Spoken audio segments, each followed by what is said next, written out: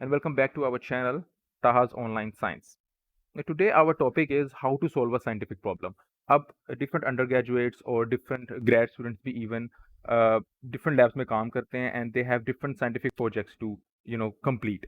अब उन projects को किस तरह complete करना, तो there is a specific pattern of different steps to how to solve a scientific problem. इस lecture में हम क्या करेंगे कि हम different problems को deal करेंगे. One will be very very simple, okay, and another one is a bit complex, और उसके बाद we'll study several different problems of different fields of science, different fields of biology. Okay, so first of all हमें इस चीज़ को सीखने की ज़रूरत क्यों है कि हमें एक साइंटिफिक प्रॉब्लम कैसे सॉल्व करना है. फॉर एग्जांपल अगर आपके पास एक प्रॉब्लम आ जाती है, for example if let's say आपका लॉन है, आपके घर के बाहर का लॉन है, that is infected with some kind of let's say insect, some kind of parasite, और it is an insect. Okay, it is an insect and you have to just go and buy the insecticide. पर आपको कैसे पता चलेगा कि you have to buy the insecticide? You have to first analyze if that is an insect, or it's a, let's say, fungus, or it's any other a pest. So you will use a pesticide. If it is a fungus, you will use a fungicide. If you have that, if that's an insect, you will use an insecticide. ठीक है? So first you have to identify the problem. So identify the problem, then do the research about the problem, then make some hypotheses, then do the experimentation, and then you summarize the results, analyze the results, and then you report the results or take action upon your results. Okay, so these are some of the steps of biochemistry for this solving a scientific problem that we're going to study in this lecture. So these are the steps for solving a scientific problem. Now, first of all is identifying a problem. So I just have a very easy problem for you that we face. Oh, so it's not actually a problem, it's an experiment. So let's take an example of how so let's take an example of, let's say we have to extract chlorophyll from plants A, B and C, and we have to see कि A plant में, B plant में या C plant में, इन तीनों में से सबसे ज्यादा क्लोरोफिल किस प्लांट में है. Okay, so we have three different plants A, B and C, and we have leaves of three different plants of equal weight. ठीक है? Now we have to do some background research. So background research tells us, we use Google Scholar, we use Wikipedia, sometimes we use PubMed and different sources of scientific articles and different sources of, let's say, different scientific topics to see how can we detect such amounts of chlorophyll in specific plants or specific leaves of plants. So हमें क्या पता लगता है कि the greener the plant is, the more chlorophyll it has. ठीक है? So based on this observation, based on this background research, हम यह hypothesis बना लेते हैं कि the greener the plant, the more chlorophyll it will have. ठीक है? अब हमें apparently ये पता है कि हमारा जो B plant है ना, it is the most green plant. उसके बाद आता है less green plant is, let's say, C, and the lowest green plant or maybe yellowish plant is A. So our hypothesis says कि B should have the highest amount of chlorophyll. ठीक है? So what we do is we then make an experimental procedure. वो जो हम क्या करते हैं कि we crush the plants and then we use a solvent, sometimes water, sometimes ethanol, sometimes methanol. So we use such solvents and crush the plants, and then we extract the chlorophyll out of them. For example, we did the same experiment with all of these A, B and C, and then we have some amount of chlorophyll after the experiment. The 3 to 4 steps have been satisfied up till now. Now the next step is to analyze the data and draw conclusion. Now what we do is we check our chlorophyll. There are several methods to check the chlorophyll. One of them is to take it to the spectrophotometer and check its absorbance. Since it's a pigment, so it has to absorb light, okay, and reflect light as well.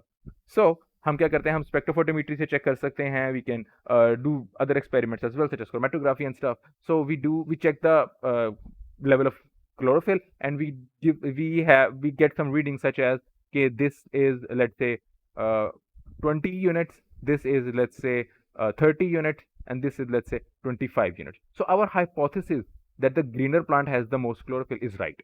So we can go and report our results that the B plant has the most chlorophyll.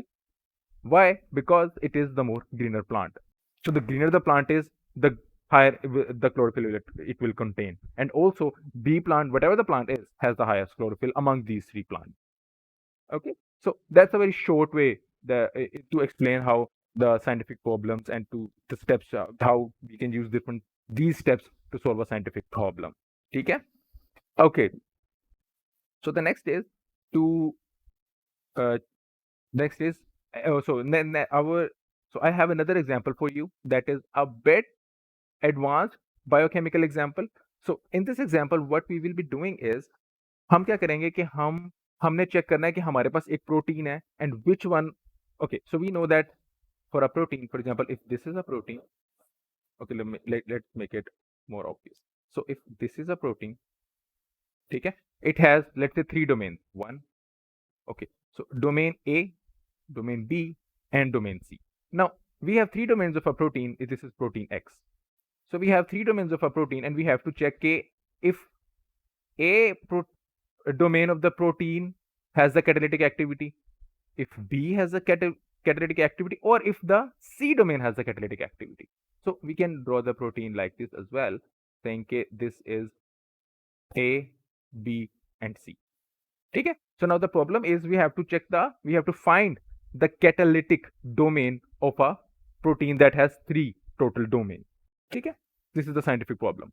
Now we have to do some background research to find if this protein actually has a catalytic domain or not. So what we do is we check the sequences, we check the 3D structure of the protein, and that will give us a clear idea if this protein has a catalytic domain or not. Okay, also we do the background research, we see different articles to this in which this protein is used, and to see if this protein actually works as a catalyst or as an enzyme or not, or in an enzymatic reaction of some sort. Okay, now we have identified the problem. We have uh, this up till now we have this information that our protein has three domains, domain 1, 2 and 3. Domain, okay, so it's written 1, 2 and 3. We'll be writing A, B and C. We have to find out which domain has the, let's say, the catalytic domain. Now what we will do is we will do some background, as I've told you, the background research of using different articles, different books, to see how this experiment should perform and what information we have of this protein up till now. Okay, now next is to formulate a hypothesis. Now for example, we have this protein that has इसकी तीन domains हैं, the domain A, the domain B and domain C. We randomly say कि okay, so we know only one of this domain is catalytic. Let's say we say कि the B domain is catalytic. I'm writing a small plus here, जो कह रहा है कि catalytic है, और हम कहते हैं कि A and C are not catalytic domains of this protein, of this enzyme. ठीक है? This is our hypothesis. हम ये भी कह सकते हैं कि C catalytic है, हम ये भी कह सकते हैं कि A catalytic है. This is based on sometimes it's random and sometimes it's based on the recent literature. So at least we know कि इस protein में एक domain ऐसी है that is catalytic. Okay. Now the experimental procedure. So this is very important. We have to serve many research articles to make an experimental plan, and we have to take in account our resources of the lab we're working in, कि हम ये experiment को perform कर भी सकते हैं या नहीं कर सकते, और हमारी lab में क्या क्या पड़ा हुआ है, and we discuss it with our supervisors, our different teachers, our different lecturers, our different, let's say, our different mentors, our different seniors, कि if this is the right way to perform this experiment. Okay, so in this to solve this, well, a generalized idea of how to solve such a problem is what we can do is we can I'm just gonna take out a white screen. So what we can do is we can chop off this protein A, B and C in such a way that three domains are now separated. Okay, we have now domain A, domain B and domain C. हमारे पास तीनों domains अलग अलग है. we what we can do is we can do this very easily, but we can do this very easily by cloning an expression. We can clone this long protein into a separate let's say vector, and then we can purify it, and then we can cleave it using different uh, peptidases and peptidase enzymes, and we have other molecular scissors as well. So there are many ways to do this using cloning and expression and purification techniques. So we have A, B, and C. What we can do is, let me just make it a bit more clear. What we can do is we can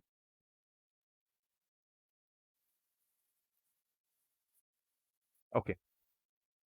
So we can set up an enzyme assay individually with these three different individual domains of that protein. So we can then, because we set up an enzyme assay, for example, we added a substrate and we gave the different conditions of the enzyme to work on, and we maybe added some cofactors, maybe the coenzyme if it needs. So हम क्या करेंगे, after the time of its action, we can test कि हमें इन तीनों में से किसके अंदर एंजाइम की एक्टिविटी मिली है. That is a very easy experiment. That is not very difficult, and it's been performing on the daily basis in different molecular biochemical and molecular biology labs. ठीक है. So for example, what our hypothesis was that B was a catalytic domain, but we get the positive result in the A experiment, and the B and C give us a negative result. So our hypothesis was incorrect up till now, and we get the positive result in A, and we can, according to this experiment, we can conclude that A was actually the catalytic domain of this protein. Okay, so this is maybe this is a experimental overview with different diagrams telling how we can check this. We can perform this experiment in lab. So what we can do is this is the procedure of how we can clone a protein and then purify it, expression, purification, and then we can identify the domain and isolate the three domains of the proteins. Then we can use STS page to check the size of the domains and get information about the size of the protein and whether the protein is isolated, the domains of proteins are isolated or not. STS can give a good result for that, good identification for that. So after that, we can use catalytic assays to check which domain of the protein has the catalytic activity. So this is a very well, you can say a short way of dealing with such problem. Okay, so that's how we scientifically study a problem and solve a scientific problem. Uske baad, these are the results that we have. We can analyze. We did analyze our protein. Let's say this is the protein A, B, and C, and not B, not C, but A is the catalytic domain of our protein. We can then report it in different journals. We can then report it in different journals, maybe different books, depending on how important was the experiment and what impact it has on the scientific world. Okay, so these are some of the examples of scientific problems that we study in different domains of science. For example, in genetics and genomics, we mostly deal with mutations and mutations and different diseases. उसके बाद ecology में हम लोग ये study करते हैं कि एक इकोसिस्टम में एक ऑर्गेनिज्म के आने से या जाने से क्या फर्क पड़ता है ओवरऑल इकोसिस्टम और ओवरऑल बायोम के ऊपर. In cell biology we study different pathways and how their regulation affects different cancers, and how different types of diseases and different types of cancers are affected by very small and big changes in different signaling pathways.